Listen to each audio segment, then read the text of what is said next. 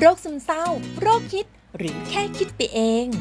ในปัจจุบันผู้คนมากกว่า300 ล้านคนหรือเกือบ 4% ของประชากรโลกกำลังประสบปัญหาโรคซึมเศร้าส่วนในประเทศไทยพบผู้ป่วยโรคซึมเศร้าถึง 1.5 ล้านคนจากสถิติแสดงให้เห็นว่าโรคซึมเศร้าใกล้ตัวกว่าที่เราคิดแต่จะรู้ได้ยังไงว่าเราคือ1 ใน 1.5 ล้านคนหรือเปล่าวันนี้เรามาลองทำแบบทดสอบด้วยตัวเองกันค่ะโดยมีกติกาง่ายๆเพียงแค่คุณบวกเลขเป็นเช่นถ้าข้อแรกคุณตอบ1ข้อต่อไปคุณตอบ2ข้อต่อไปคุณตอบ3คุณก็แค่บวกไปเรื่อยๆจนเจอนางฟ้าครบทั้ง9ตนคำตอบของแต่ละคำถามจะเหมือนกันคือไม่มีเลยตอบ0เป็นบางวันคือ1 ถึง 7 วันตอบ1เป็นบ่อยคือมากกว่า7วันตอบ2และเป็นทุกวันตอบ3เตรียมตัวเตรียมกระดาษเตรียมปากกาถ้าพร้อมแล้วไปพบนางฟ้ากันเลยค่ะนางฟ้าตนที่1ถามคุณว่าในช่วง2 สัปดาห์ที่ผ่านมาคุณรู้สึกเบื่อไม่สนใจอยากทำอะไรเลยแม้แต่เรื่องที่เคยชอบทำหรือเปล่า0ไม่มีเลย1เป็นบางวัน2เป็นบ่อย3เป็นทุกวันนางฟ้าตนที่2ถามคุณว่าในช่วง2 สัปดาห์ที่ผ่านมาคุณรู้สึกไม่สบายใจเศร้าใจหม่นหมองท้อแท้หรือเปล่า0ไม่มีเลย1เป็นบางวัน2เป็นบ่อย3เป็นทุกวันนางฟ้าตนที่3ถามคุณว่าในช่วง2 สัปดาห์ที่ผ่านมาคุณมีอาการนอนไม่หลับนอนหลับยากหลับตื่นหรือหลับมากเกินไปใช่หรือเปล่า0ไม่มีเลย1เป็นบางวัน2เป็นบ่อย3เป็นทุกวันนางฟ้าตนที่4ถามคุณว่าในช่วง2 สัปดาห์ที่ผ่านมาคุณมีอาการเหนื่อยง่ายอ่อนเพลียเมื่อยล้าไม่มีเรี่ยวแรงใช่หรือเปล่า0ไม่มีเลย1เป็นบางวัน2เป็นบ่อย3เป็นทุกวันนางฟ้าตนที่5ถามคุณว่าในช่วง2 สัปดาห์ที่ผ่านมาคุณมีพฤติกรรมการกินที่เปลี่ยนไปกินน้อยลงกินมากขึ้นน้ำหนักตัวเพิ่มขึ้นหรือลดลงอย่างเห็นได้ชัดใช่หรือเปล่า0ไม่มีเลย1เป็นบางวัน2เป็นบ่อย3เป็นทุกวัน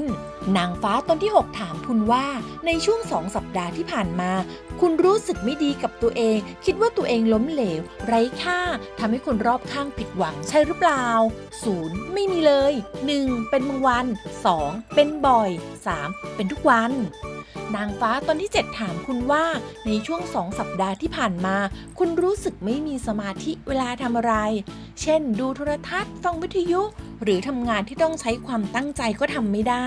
ความจำแย่ลงใช่หรือเปล่า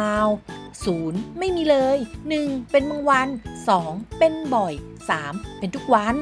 นางฟ้าตนที่8ถามคุณว่าในช่วง2 สัปดาห์ที่ผ่านมาคุณมีความรู้สึกไม่อยากทำกิจกรรมอะไร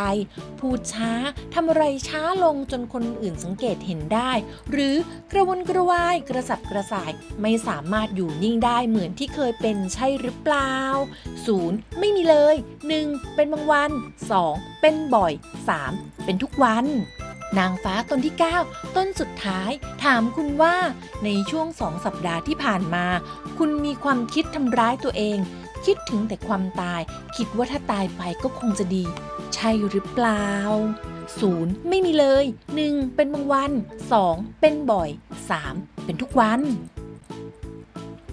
พบนางฟ้าครบทั้ง9 ตนแล้วนะคะรวมคะแนนได้เลยค่ะรวมคะแนนเสร็จแล้วเราก็มาดูผลคะแนนกันดีกว่าค่ะว่านางฟ้าให้คะแนนเราเท่าไหร่บ้าง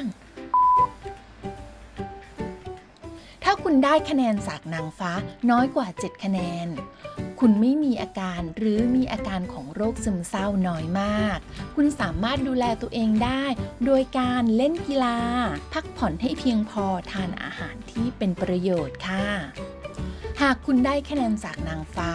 7-12 คะแนนคุณมีอาการของโรคซึมเศร้าในระดับน้อยแต่คุณก็อาจเสี่ยงเป็นโรคซึมเศร้าได้นะคะควรสังเกตตัวเองหากมีอาการมากขึ้นควรปรึกษาแพทย์เพื่อประเมินอาการอย่างละเอียดอีกครั้งค่ะ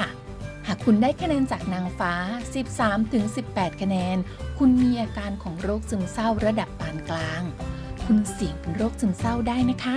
ควรปรึกษาแพทย์เพื่อประเมินอาการอย่างละเอียดอีกครั้งค่ะ หากคุณได้คะแนนจากนางฟ้า 19 คะแนนขึ้นไป คุณมีอาการของโรคซึมเศร้าระดับรุนแรงควรปรึกษาแพทย์เพื่อประเมินอาการอย่างเร่งด่วนค่ะ